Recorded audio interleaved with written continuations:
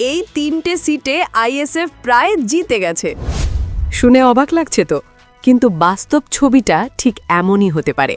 নমস্কার, আজ আমরা কথা বলবো পশ্চিমবঙ্গের এমন 3টি বিধানসভা কেন্দ্র নিয়ে যেখানে আইএসএফের জয়ের সম্ভাবনা এখন সবচেয়ে বেশি বলে মনে করা হচ্ছে। প্রথমেই আসি ভাঙড় কেন্দ্রে। এখানে আইএসএফ প্রার্থী নৌশাদ সিদ্দিকী, যিনি আগেও এই কেন্দ্র থেকে জিতেছেন। তখন দলটা নতুন ছিল, অভিজ্ঞতা কম ছিল, কিন্তু এখন সময় বদলেছে।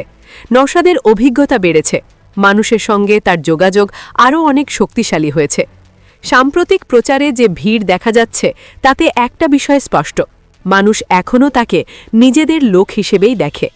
অন্যদিকে তৃণমূল এখানে বাইরের প্রার্থী দিয়েছে, যাকে নিয়ে স্থানীয়দের মধ্যে একটা চাপা অসন্তোষ রয়েছে। সব মিলিয়ে ভাঙড়ে লড়াইটা কঠিন হলেও আইএসএফ কিছুটা এগিয়ে, এমনটাই মনে করছেন অনেকেই। এবার আসি ক্যানিং পূর্ব বিধানসভা কেন্দ্রে।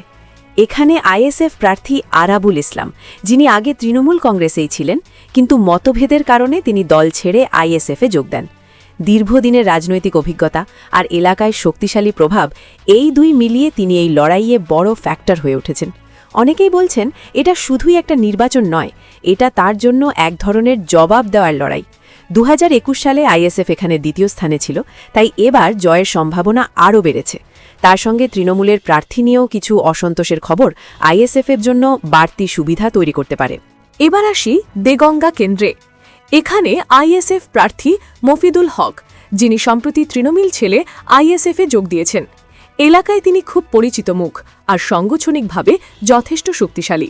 গত নির্বাচনে খুব কম ব্যবধানে হেরেছিল আইএসএফ, তাই এবার অনেকেই মনে করছেন এই কেন্দ্রটা ঘুরে যেতে পারে আইএসএফের দিকেই।